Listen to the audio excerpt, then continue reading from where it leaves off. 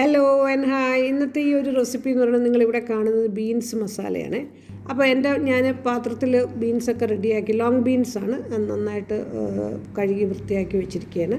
ആവശ്യമുള്ള സാധനങ്ങൾ സവാള, പിന്നെ പുതിനയില, ഇഞ്ചി, വെളുത്തുള്ളി. അപ്പോൾ ഇത് 2 ഉള്ളിയും ഇഞ്ചിയും പിന്നെ വെളുത്തുള്ളിയും പുതിനയില എല്ലാം കൂടെ നമുക്ക് നന്നായിട്ട് ഫൈൻ പേസ്റ്റാക്കി അരച്ചെടുക്കണം, ചെറിയ ജാറിലിട്ടിട്ട്.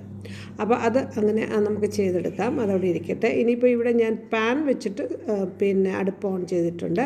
അതിലോട്ട് ഞാനിപ്പം 1.5 ടേബിൾ സ്പൂൺ വെളിച്ചെണ്ണ ഒഴിച്ചിട്ട് 1 സ്പൂൺ നല്ല ജീരകം ഇട്ടിട്ടുണ്ട്.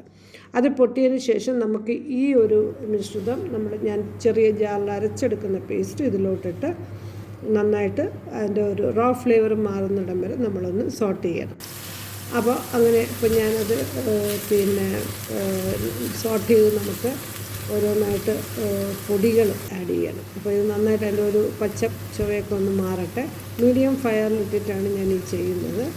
അപ്പം അത് കഴിയുമ്പോൾ നമുക്ക് ആദ്യം തന്നെ മുളക് പൊടി, മഞ്ഞൾപ്പൊടി എല്ലാം ഓരോ സ്പൂൺ വീതം, ടീസ്പൂൺ വീതമാണ് മുളക് പൊടിയും പിന്നെ മല്ലിപ്പൊടിയും, പിന്നെ മഞ്ഞൾപ്പൊടി 3/4 ടീസ്പൂൺ, പിന്നെ ഗരം മസാല 1/2 ടീസ്പൂൺ. അപ്പോൾ ഇതെല്ലാം കൂടി ഞാനിപ്പോൾ ഇട്ടിട്ട് വീണ്ടും ഞാനിതിന് എൻ്റെ ക്യാമറയിൽ നിന്ന് ഫ്ലാഷ് ചെയ്യുന്നത്.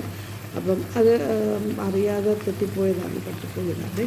അപ്പോൾ ഉപ്പ് ഇട്ടിട്ട് നമുക്കിപ്പോൾ ഇനി നന്നായിട്ട് അതിൻ്റെ ഒരു കളർ മാറുന്നിടം വരെ ഒന്ന് നന്നായിട്ട് സോട്ട് ചെയ്തിട്ട് ഇനിയിപ്പോൾ ഇതിലോട്ട് നമുക്ക് ബീൻസ് ഇടാൻ പോവുകയാണ്. ബീൻസ് ഇട്ടിട്ട് അത് വീണ്ടും നമുക്ക് നന്നായിട്ട് യോജിപ്പിച്ചിട്ട് ഇതിന് പിന്നെ ചുടുവെള്ളം ഒഴിച്ച് നമ്മൾ നന്നായിട്ട് തിളപ്പിക്കും. എന്നിട്ട് ശരിക്കും നന്നായിട്ട് വെന്ത് കിട്ടണ്ടേ നമുക്ക്. ഇതിലൊരുപാട് പിന്നെ വേറെ ഒരു ജോലിയും കൂടുതലായിട്ടില്ല. ഇതിൽ ചേർക്കാനും എടുക്കാനും വളരെ സിമ്പിളും എളുപ്പത്തിൽ ചെയ്യാൻ പറ്റുന്നതാണ്.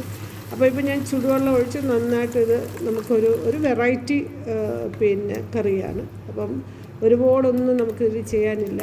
ഇപ്പോൾ ഇതിലിപ്പോൾ നന്നായിട്ട് യോജിപ്പിച്ചിട്ട് അടച്ച് വെച്ച് ഒരു 10 മിനിറ്റ് നന്നായിട്ട് വേവിക്കുക. അപ്പോൾ ഇനി ഇപ്പം നന്നായിട്ട് വെന്ത് കഴിയുമ്പോൾ നമുക്ക് ഇതിൽ വേറെ ഒന്നും ചേർക്കാനില്ല. ഇപ്പം നന്നായിട്ട് ഇതിൻ്റെ മസാലയൊക്കെ ഒന്ന് തെളിഞ്ഞ് വന്നിട്ടുണ്ട്, കണ്ടില്ലേ? അപ്പം നമുക്കിതിലൊരു 4 ടേബിൾ സ്പൂൺ കേർഡ് തൈരൊഴിച്ച് പിന്നെ നന്നായിട്ട് പിന്നെയും കുറച്ച് സമയം അടുപ്പത്ത് വെച്ച് പിന്നെ ഉപ്പൊക്കെ ഉണ്ടോ എന്ന് പാകത്തിന് നോക്കിയതിന് ശേഷം പിന്നെ തൈര് ചേർത്ത് കുറച്ച് മല്ലിയില, ഞാനിവിടെ കറിവേപ്പിലയാണ് ചേർത്തത്. അപ്പോൾ ഞാനിപ്പോൾ തൈരെടുത്ത് ഒരു 4 ടേബിൾ സ്പൂൺ എടുത്ത് നന്നായിട്ട് പിന്നെ ഫ്രിഡ്ജിൽ നിന്ന് എടുത്ത് മാറ്റി വെച്ചിട്ട് നന്നായിട്ടൊന്ന് ബീറ്റ് ചെയ്തെടുത്ത്, എന്നിട്ട് നമുക്കിനിയിപ്പം അതിൻ്റെ മസാലയൊക്കെ പിന്നെ ബീൻസിൽ തെളിഞ്ഞ് വന്നിട്ടുണ്ട്. അതുകൊണ്ട് ഞാനിപ്പോൾ ഇത് തൈര് അതിലോട്ട് ഒഴിക്കുകയാണ്. ഇനി നമുക്ക് നന്നായിട്ട് ഇതിനെ യോജിപ്പിച്ച് ഒരുപാട് തിളപ്പിക്കേണ്ട, ഒന്ന് അടച്ചു വെച്ച് അതിൻ്റെ ഒരു പിന്നെ തിള വന്നു കഴിയുമ്പോൾ അതിൻ്റെ ഒരു നിറം ഒന്ന് ചേഞ്ച് ആകുമ്പോൾ നമുക്കത് ഞാനിപ്പോൾ സ്റ്റൗ ഓഫ് ചെയ്ത് ഒരു കറിവേപ്പില ഇട്ടിട്ടുണ്ട്. നിങ്ങൾക്ക് മല്ലിയിലയോ ആവശ്യമുള്ളത് എന്താണെന്ന് വെച്ചാൽ ഇടാം. അപ്പോൾ ഇതൊരു വെറൈറ്റി കറിയാണ്. താല്പര്യമുണ്ടെങ്കിൽ അത് ട്രൈ ചെയ്ത് നോക്കണം. പിന്നെ വീഡിയോ ഇഷ്ടപ്പെട്ടാൽ like and share and subscribe ചെയ്യാൻ മറക്കരുത്. വീഡിയോസൊക്കെ കാണണം, സപ്പോർട്ട് ചെയ്യണം. Thanks for watching. ബൈ.